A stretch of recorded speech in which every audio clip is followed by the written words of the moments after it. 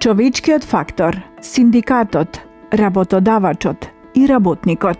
Законите можат да бидат совршени, елаборатите прецизни, но на крајот од денот безбедноста зависи од луѓето, од оној која дава платата до оној која заработува со пот. Во центарот на оваа равенка е синдикатот за градежништво. Тие се гласот што не смее да замолчи. Кога работникот се плаши да пријави дека скелето се ниша или дека нема заштитни чизми, синдикатот е тој што треба да удри намаса. Нивната улога е да едуцираат, да преговараат за подобри колективни договори и да бидат штитот кога работодавачот го става профитот пред човекот. Силниот синдикат значи сигурен работник. Од другата страна е работодавачот. Неговата одговорност е апсолутна. Не е доволно само да купи опрема, таа мора да се користи. Добриот работодавач знае дека инвестицијата во безбедност е најисплатливата инвестиција.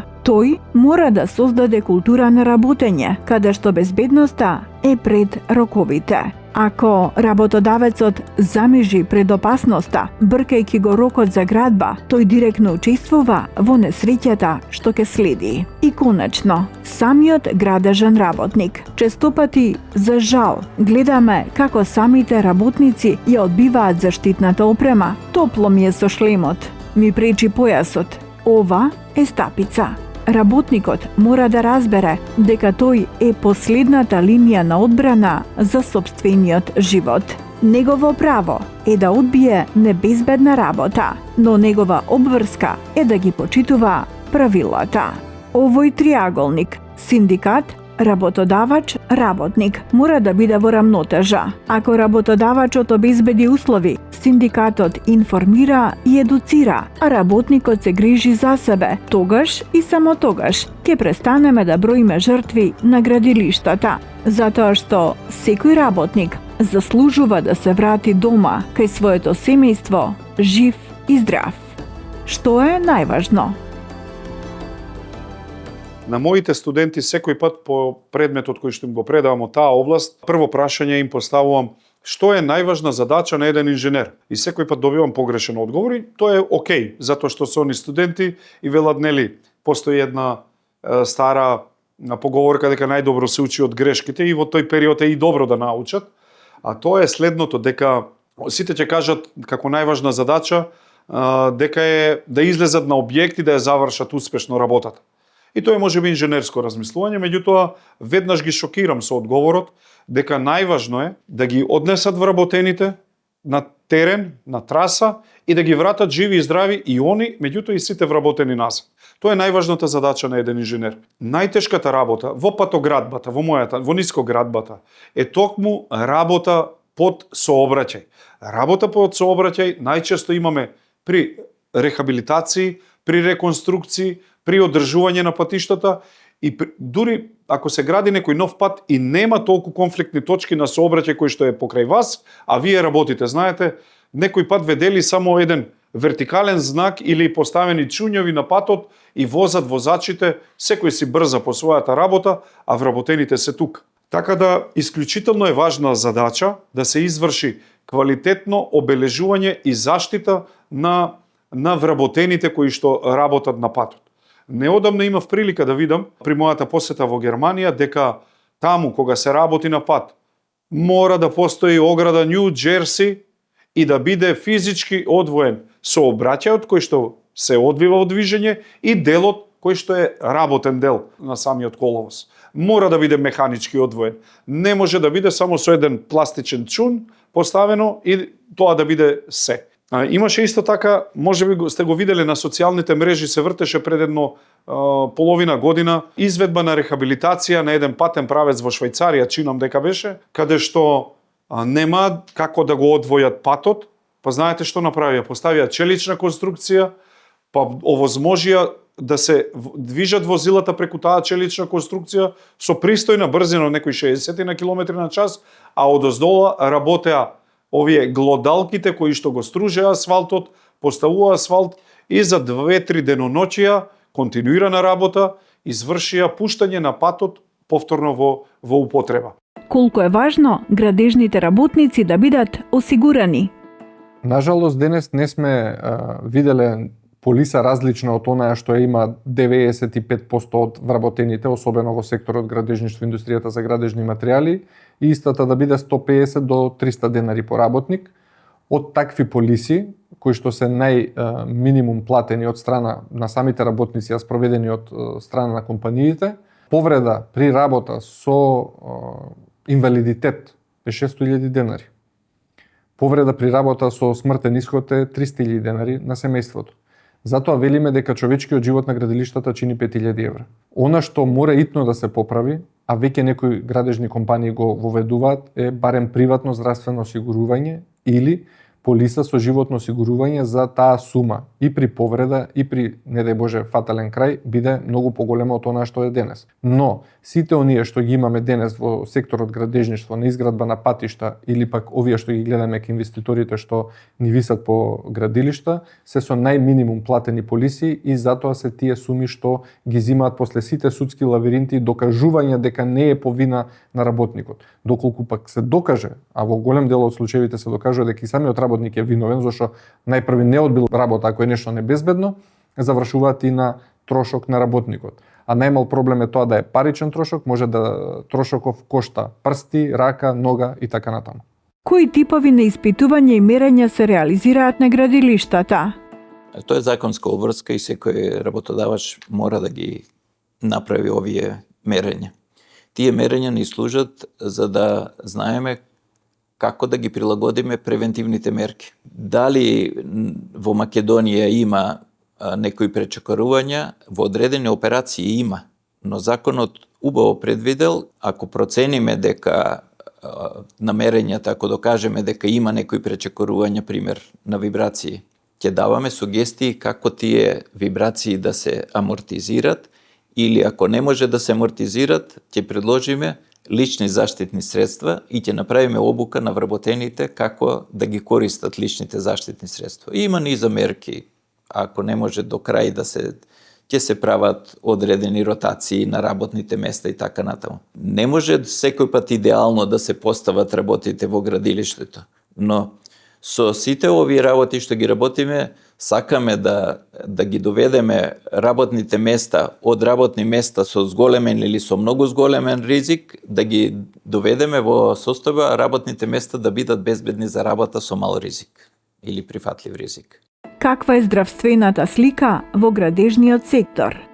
Има многу градежни компании кои што водат голема грижа за вработените, добро се организирани и таму обично се соберени и поразумни работници кои што им створиле услови да заработат многу повеќе, ги почитуваат превентивните мерки и задоволство е да се работи, ние да направиме прегледи во една компанија и да кажеме тука нема здравствени проблеми, нема професионални болести, нема заболување во врска со работа. Тоа е најголемо наше задоволство. Меѓутоа, во одредени компании кај што превентивните мерки помалку се преземат или во компании кај што повеќе се присутни стари работници, тогаш многу често наоѓаме некои од дегенеративните заболувања или заболувања во врска со работа кои што се причина да треба да ги ограничиме луѓето со цел да не може понатаму да се влошува здравствената состојба. Како го правиме тоа ограничувањето? Со одредени препораки до работодавачот.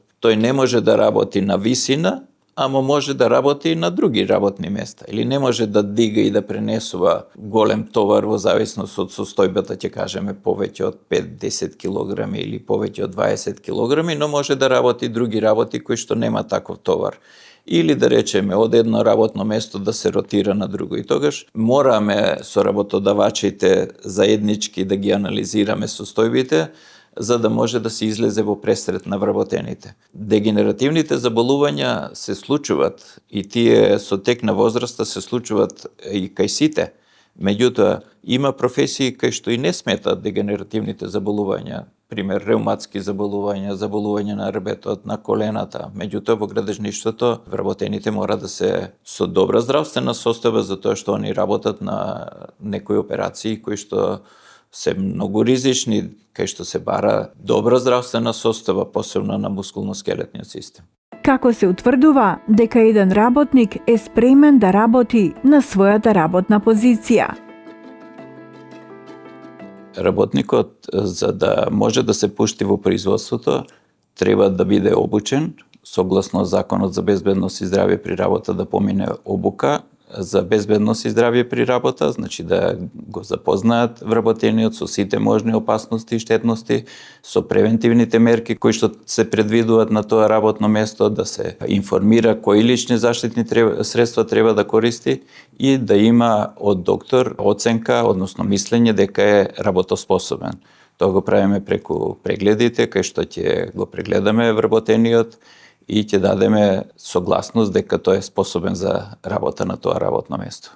За секое работно место, не само во градежништвото, во сите дејности, треба да се направи проценка на ризик на работното место. Тоа се работи по одредена методологија, кај што се анализираат сите можни опасности и штетности кои што може да произлезат од производствениот процес, се анализира какво може да биде штетното дејство врз здравјето на вработените и во зависност од тоа каква е можноста, колку би биле последиците за здравјето, се квантифицира со тој елаборат за проценка на ризик на работните места, работни места кои што се сосема безбедни за работа и работни места што се со зголемен ризик. Кај тие што се со зголемен ризик, задолжително има предвидено превентивни мерки кои што треба да се преземат, има предвидено лични заштитни средства со кои што треба да се заштитат вработените. За секое работно место треба да се направи анализа кој може да работи на тоа работно место, односно кој не може врз основа на можните ризици по здравјето. Ќе дадеме проценка дека кандидатите за вработување се способни за работа или ќе бидат способни со одредени ограничувања.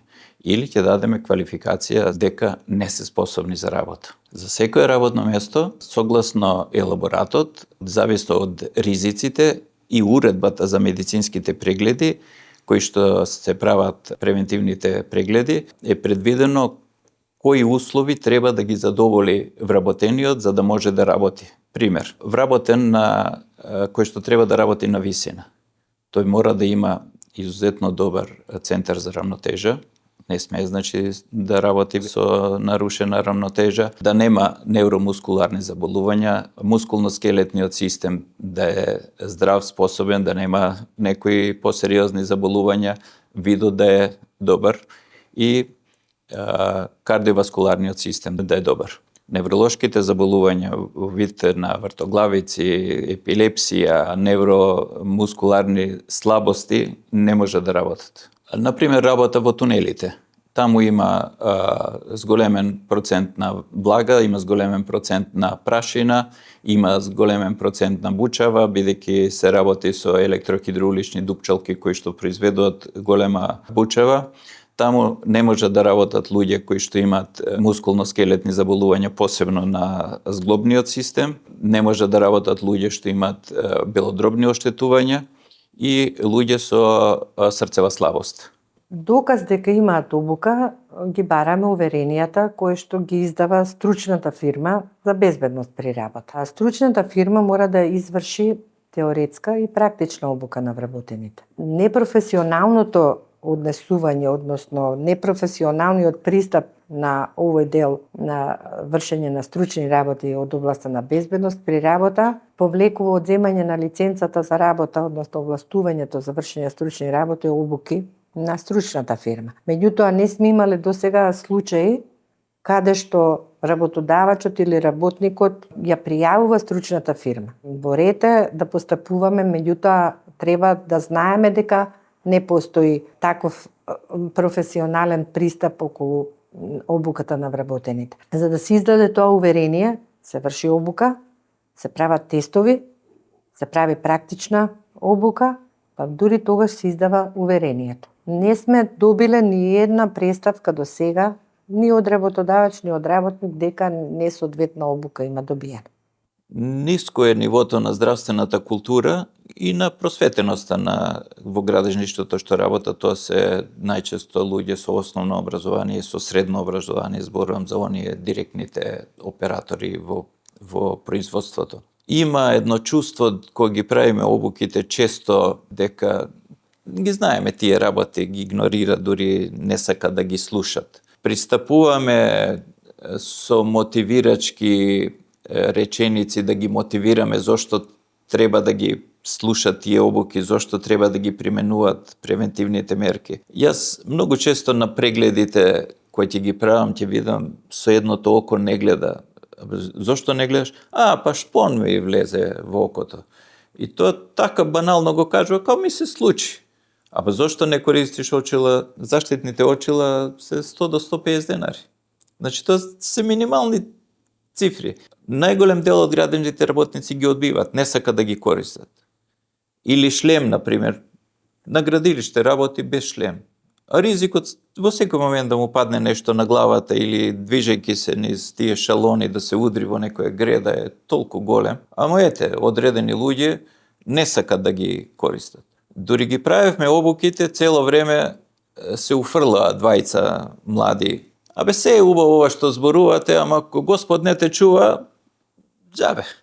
Јас велам, Господ ќе ве чува ако вие си ги применувате превентивните мерки. Ајде сослушајте обуката, не ме прекинувајте, слушајте и уклучете се да дебатираме, ама не да ја игнорирате обуката. И што се случи? После 5-6 дена дојде еден од тие двајцата, зашто браќа беа, да побара помош, дали имам некој травматолог да му помогнам. Зошто? Доктор убаво не зборуваше, тоа што ни кажуваше баш така, погрешно на даската, стапна на скелето и падна од 4-ти спрат, со изломен рбет. Тој млад човек, кога зборував јас со нив, ми кажува дека секоја година по 2 до 3 куќи од темел до клjuč прават. Тој млад работник од таа повреда, од тој момент кога се повреди, тој више никогаш нема да биде истиот што беше и порано, а прашање е дали уопште ќе може да работи. Такви често ни се случуваат работи да не сака да користи каиш, например, таму кај што не може со сигурност да се постави скелено, мора да работи на некое ризично место и ќе каже јас можам на 4-ти спрат по ивица да одам. И да може, ама кој разум е кај тој работник да не сака да земе каиш да се обезбеди, него да си го ризикува својот живот. Најбанално е кога луѓето станува збор за личното здравје, значи за собственото здравје, а се им е обезбедено, а не сакат да применуваат. И тоа се најчесто причини за несреќи на работа. Звезда само со едукација, со обуки, тука е клучна улогата и на стручното лице за безбедност при работа кај работодавачот или надворешната стручна фирма. Исто така, клучна е улогата на докторот по медицина на трудот, бидејќи работодавачот мора да склучи договори со овластена здравствена установа од областа на медицина на трудот, а тука се и представниците на работниците за безбедност и здравје при работа, кои што произлегуваат од нивните редови. Тие мора да вршат едукација. Не може да се очекува дека инспекцијата цело време ќе врши и едукативна функција и санкциона функција. Заради тоа што немаме толку капацитети, ограничени сме со ресурси и време, не можеме по слободен избор да одиме само во градежништвото. Значи самите преставки што доаѓаат во инспекторатот или известување за несреќа при работа веќе не окупираат за тој број од воредни инспекцијски надзори да го лимитираме, да го завршиме. Промена на свесноста или казни? Едното и другото. Едното и другото, промена во свесноста и кај работникот и кај работодавачот.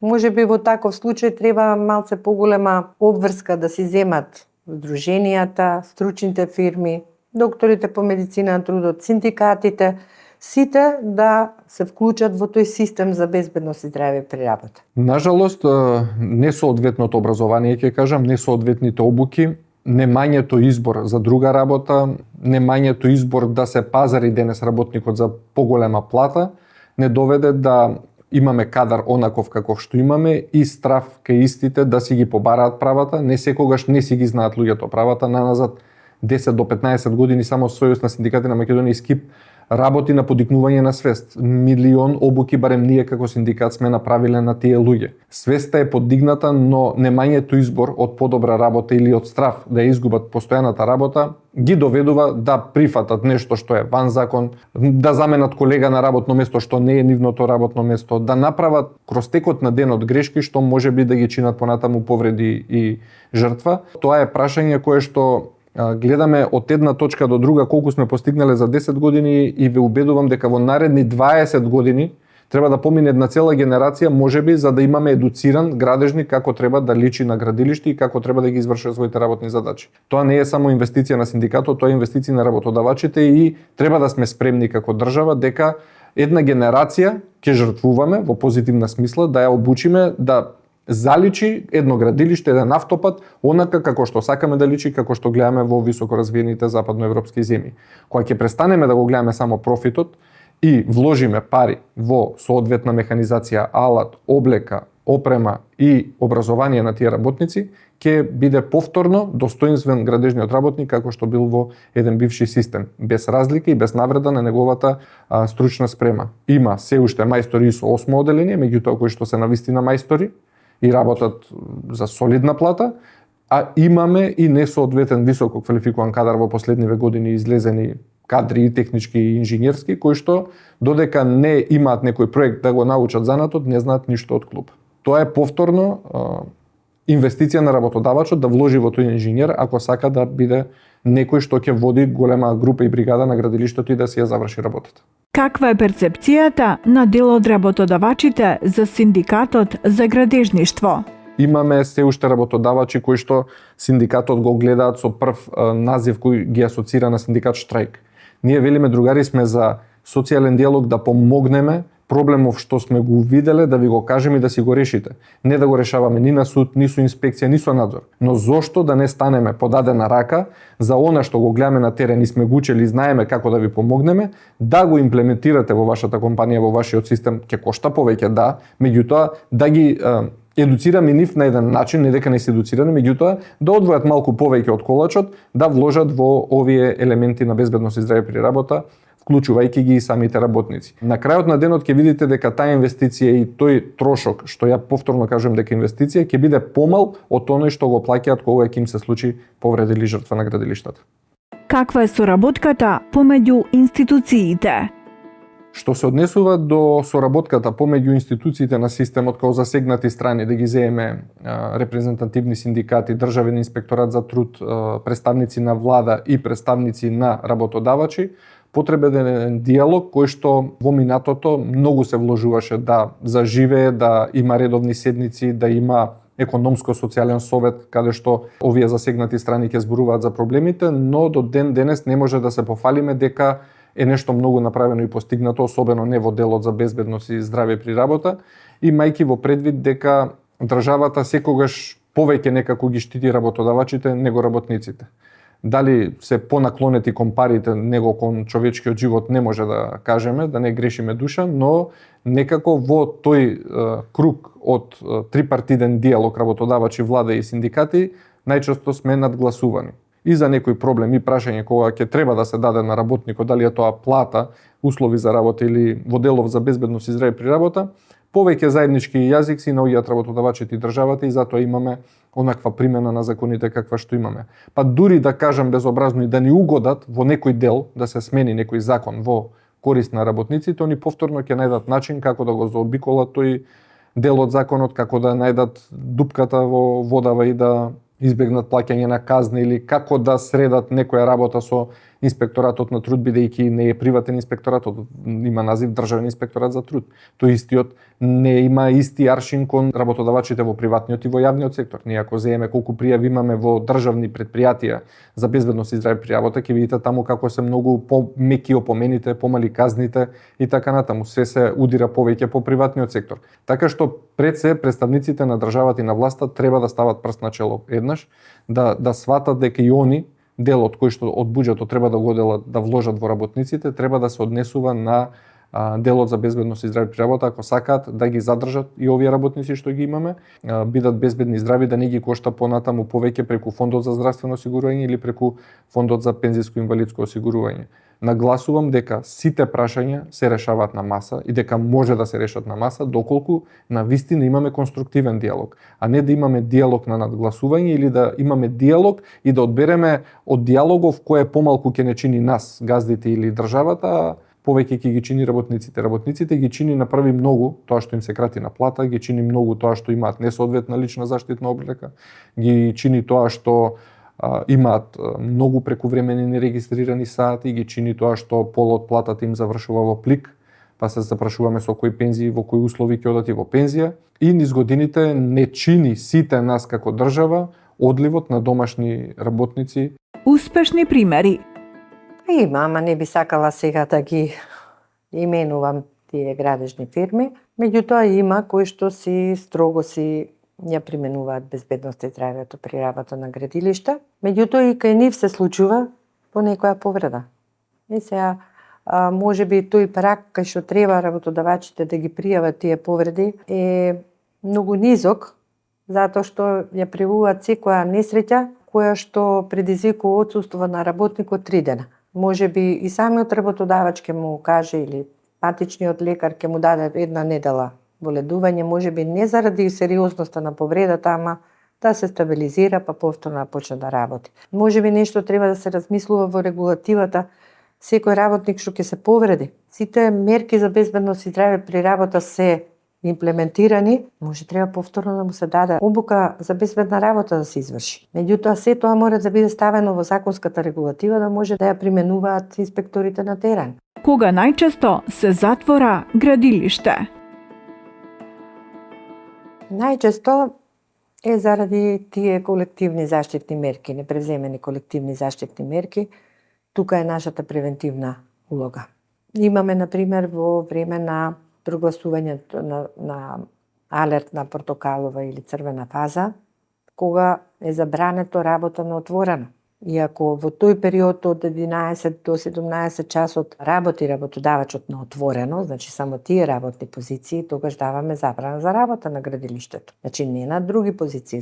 Забрана на работа, не сме да работи на отворено. И доколку на лице место видиме, например, има циркулар, нема заштитна направа, работникот работи, тогаш не мора целосно да дадеме забрана за работа на градилиштето, можеме и парцијално, значи на дел од работните позиции на градилиштето да дадеме забрана за тие што сметаме дека постои непосредна опасност по живот и здравје на работниците. Севкупно треба да се променат работите и да се зголеми бројот на инспектори и да се зголемат казните, посебно казните на повратниците. Тие што повторно го прекршуваат законот. Ние имаме една одредба во законот каде што работодавачот доколку направи прекршок по Закон за безбедност и здравје при работа во рок од 1 година, тогаш ќе добие 15 дена затварање на објектот. Тоа поретко се применува, баш од причина што доаѓаат различни инспектори, евиденција немаме софтвер, евиденција немаме соодветна, за да видиме дали тој работодавач 2 пати во годината прекршил законот, па да му дадеме забрана. Мислам дека тоа поголема казна ќе му биде затварање 15 дена, отколку казната што ќе треба да плати. Електронски, меѓутоа електронски немаме софтвер кој што може да направи анализа, да детектира кој го прекршува повторно законот. Не може 3 пати на градилиште, на некои градилишта, истиот работодавач да го прави истиот прекршок и само да си плати казна и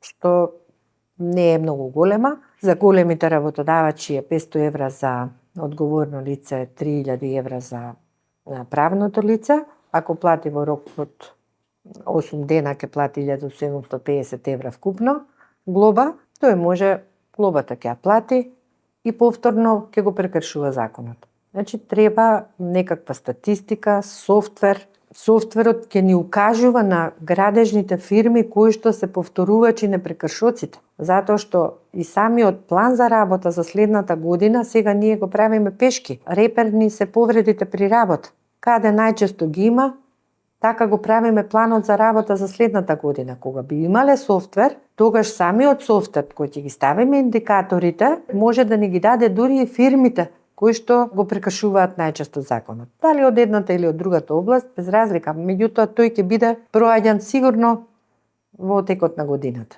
Како се третираат странските работници во делот на БЗР?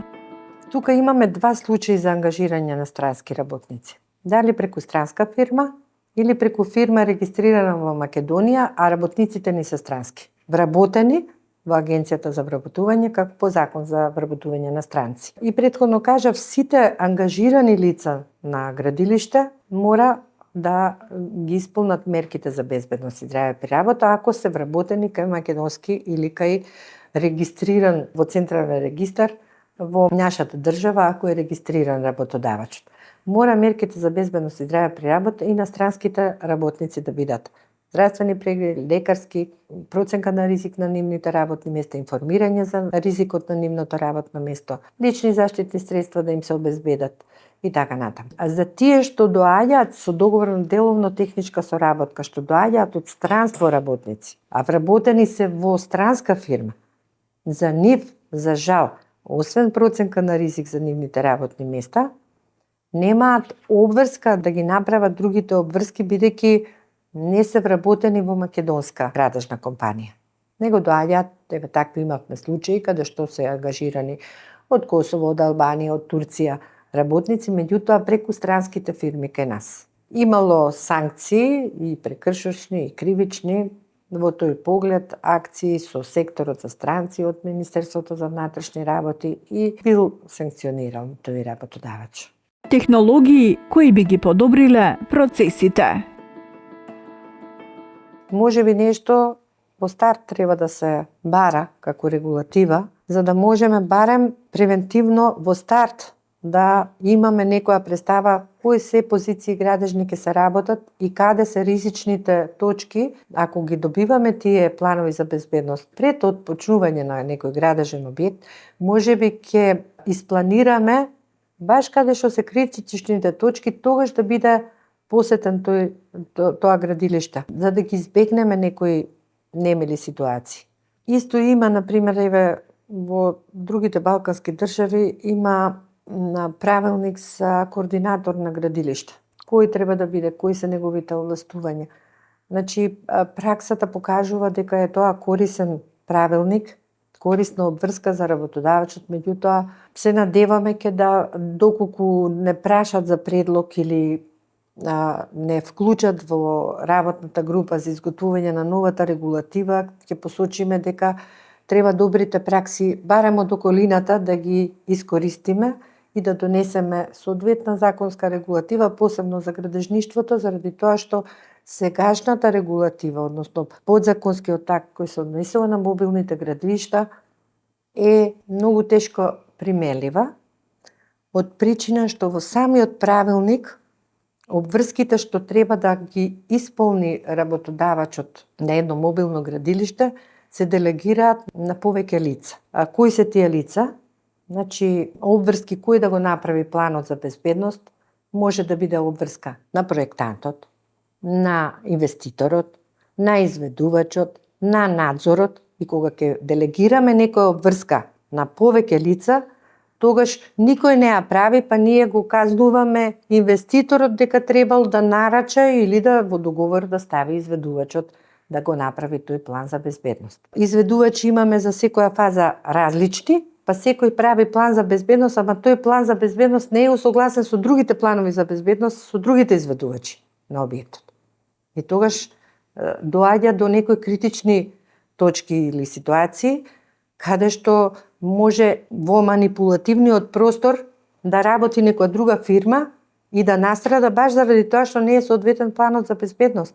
Искрено не можам да знам точно нови технологии или дигитализација како би подобрила услови за работа, освен она што го има веќе имплементирано индустријата за градежни материјали во дигитализација и роботи наместо луѓе, одредени машини што замениле одредени работници, доколку тоа се случи во иднина да некои работни места исчезнат поради замена со роботика, и да немаме таму повреди и жртви, можеби така би се подобриле одредени случувања на терен. Меѓутоа, кога е човечки фактор во прашање, освен соодветна лична заштитна опрема и сведување на минимум на ризиците на тоа градилиште или изградба на тој автопат, не може да очекуваме дека технологијата и дигитализацијата нешто повеќе може да направат.